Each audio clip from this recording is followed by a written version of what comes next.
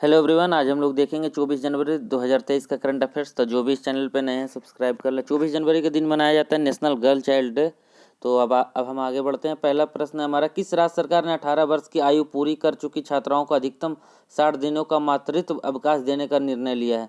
तो ये केरला राज्य सरकार ने किया है कि 18 वर्ष पूरी करने वाली छात्राओं को 60 दिनों का मातृत्व अवकाश देने का निर्णय लिया है। तो अब केरला के सरकार के द्वारा जो भी नई योजना लागू किया गया है उसके बारे में देख लेते हैं।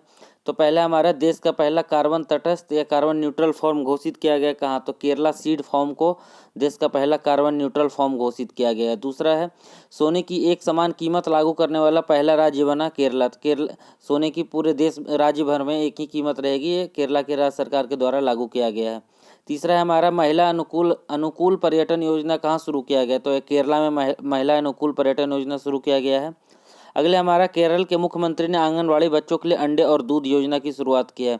तो केरल के मुख्यमंत्री ने जो मिड डे मील होता है वहाँ पे मिड डे मील और आंगनवाड़ी बच्चों के लिए अंडे और दूध योजना की शुरुआत किया है।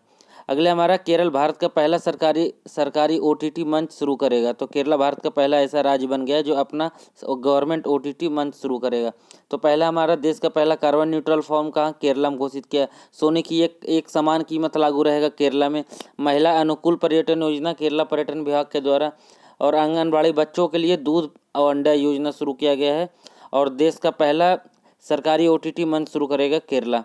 और केरला के अभी मुख्यमंत्री हैं पिनरई विजयन, और जो राज्यपाल हैं आरिफ मोहम्मद खान हैं। आगे बढ़ते हैं। दूसरा प्रश्न हमारा, किस आईआईटी ने स्वदेशी आत्मनिर्भर मोबाइल ऑपरेटिंग सिस्टम भार ओएस विकसित किया? तो आईआईटी मद्रास ने है जो स्वदेशी आत्मनिर्भर ऑपरेटिंग सिस्टम भार ओएस विकसित किया। तो पूछा जा सकता है भार ओएस ऑपरेटिंग सिस्टम है किस आईआईटी ने विकसित किया? तो यह आईआईटी मद्रास ने विकसित किया है। तीसरा हमारा, पीएम मोदी जी ने सरकारी विभागों में भर्ती किए गए कितने लोगों को वर्चुअल माध्यम से नियुक्ति पत्र प्रदान करने का निर्णय लिया? तो 71,000 लोगों को वर्चुअल माध्यम से सरकारी नियुक्ति विभागों में नियुक्त करने के लिए एक वर्चुअल माध्यम से प्रधानमंत्री मोदी के द्वारा किया गया है। चौथा प्रश्न हमारा, किस कंपनी ने भारतीय सेना को AH-64 अपाचे का पहला फ्यूज लैग डिलीवरी किया? तो टाटा बोइंग ने है जो भारतीय सेना को AH-64 अपाचे का पहला फ्यूज लैग डिलीवर किया है। पांचवा प्रश्न हमारा, समुद्री अर्थव्यवस्था और कनेक्टिविटी केंद्र की स्थापना के लिए रिसर्च एंड इंफॉर्मेशन सिस्टम किसने समझौता किया है? तो इंडियन पोर्ट एसोसिएशन ने समझौता किया है समुद्री अर्थव्यवस्था और कनेक्टिविटी की स्थापना के लिए। अगले हमारा, कौन सी कंपनी है जो रेल वायर ग्राहकों के लिए internet protocol television IPTV service 26 जनवरी से लॉन्च करेगी? तो रेलटेल है जो रेल वायर ग्राहकों के लिए इंटरनेट प्रोटोकॉल टेलीविजन लॉन्च करेगा 26 जनवरी से। सातवां प्रश्न हमारा, कौन सा बैंक डिजिटल रूप से FD पर क्रेडिट कार्ड लॉन्च करने वाला पहला सार्वजनिक बैंक बन गया है? तो पंजाब नेशनल बैंक बन गया है जो डिजिटल रूप से फिक्स डिपॉजिट पर क्रेडिट कार्ड लॉन्च करने वाला पहला सार्वजनिक क्षेत्र का बैंक बन गया है। PNB के बारे में जान लेते हैं। PNB है जो एक राष्ट्रीयकृत बैंक है। इसकी स्थापना 19 मई 1894 को हुई थी और इसका हेडक्वार्टर नई दिल्ली में है। आगे बढ़ते हैं। हमारा आठवां प्रश्न है, किस हवाई अड्डे को हाल ही में बेस्ट सस्टेनेबल ग्रीनफील्ड एयरपोर्ट का पुरस्कार मिला है? तो गोवा के मनोहर पर्रिकर अंतर्राष्ट्रीय हवाई अड्डे को बेस्ट सस्टेनेबल ग्रीनफील्ड एयरपोर्ट का अवार्ड मिला है। तो गोवा के बारे में जान लेते हैं। गोवा की राजधानी पणजी है। यहाँ के जो मुख्यमंत्री हैं, गोवा के मुख्यमंत्री प्रमोद सावंत हैं, और जो राज्यपाल हैं PS श्रीधरन पिल्लई हैं। तो मुख्यमंत्री प्रमोद सावंत है और जो राज्यपाल हैं PS श्रीधरन पिल्लई हैं। और गोवा को बेस्ट सस्टेनेबल ग्रीनफील्ड एयरपोर्ट का अवार्ड मिला है। वो मिला है गोवा के मनोहर पर्रिकर अंतर्राष्ट्रीय हवाई अड्डे को बेस्ट सस्टेनेबल ग्रीनफील्ड एयरपोर्ट का अवार्ड। आगे बढ़ते हैं। ब्रांड गार्जियनशिप इंडेक्स 2023 में किस भारतीय को ग्लोबल लेवल पर दूसरी रैंक प्राप्त हुई है? तो मुकेश अंबानी हैं जो रिलायंस के चेयरमैन हैं, उन्हें ब्रांड गार्जियनशिप इंडेक्स में दूसरा अंक प्राप्त हुआ है। पहला है एनवीडिया के जो चेयरमैन है जेम जिनसेन, उनको मिला है। एनवीडिया के चेयरमैन को दूसरा रैंक प्राप्त हुआ है, और पहला रैंक प्राप्त हुआ और दूसरा प्राप्त हुआ है जो रिलायंस के चेयरमैन मुकेश अंबानी हैं।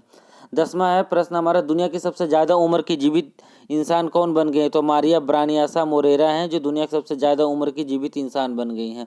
11वां प्रश्न हमारा, भारत ऋण पुनर्गठन के लिए किस देश को आश्वासन देने के लिए पहला लेनदार देश बन गया? तो श्रीलंका को है जो भारत ऋण पुनर्गठन के लिए मान गया है।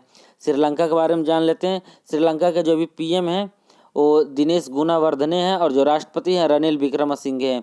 PM है दिनेश गुणावर्धने और जो राष्ट्रपति हैं वो रनिल विक्रमसिंघे हैं। आगे बढ़ते हैं। 12वां प्रश्न हमारा, राष्ट्रीय स्वास्थ्य प्राधिकरण नेशनल हेल्थ अथॉरिटी के डायरेक्टर के रूप में किन्हें नियुक्त किया गया? तो परवीन शर्मा को नेशनल हेल्थ अथॉरिटी के रूप में नियुक्त किया गया है। 13वां प्रश्न है, किसने मुंबई में लगभग 38,000 करोड़ रुपए की परियोजनाओं का उद्घाटन और शिलान्यास किया? तो प्रधानमंत्री मोदी ने मुंबई में 38,800 करोड़ रुपए के परियोजनाओं का उद्घाटन किया। 14वां प्रश्न है हमारा, हाल ही में जारी ग्लोबल फायर पावर इंडेक्स में भारत का कौन सा स्थान है? तो ग्लोबल फायर पावर इंडेक्स में भारत को चौथा स्थान मिला है और पहला पे यूएसए है, दूसरे पे रसिया है, तीसरे पे चाइना है और चौथे पे इंडिया है। तो ग्लोबल फायर पावर इंडेक्स में भारत का स्थान चौथा है और पहले पे यूएसए है। अंतिम प्रश्न हमारा आज का, किस राज्य में भारत और मिस्र के ज्वाइंट ट्रेनिंग एक्सरसाइज साइक्लोन बन का आयोजन किया जा रहा है? तो साइक्लोन बन एक्सरसाइज कहाँ आयोजित किया जा रहा है? तो राजस्थान में आयोजित किया जा रहा है। ये भारत और मिस्र के बीच पहला कोई एक्सरसाइज है जो आयोजित किया जा रहा है। इसका आयोजन राजस्थान में किया जा रहा है। राजस्थान के मुख्यमंत्री कौन है? यहाँ के मुख्यमंत्री अशोक सिंह गहलोत हैं।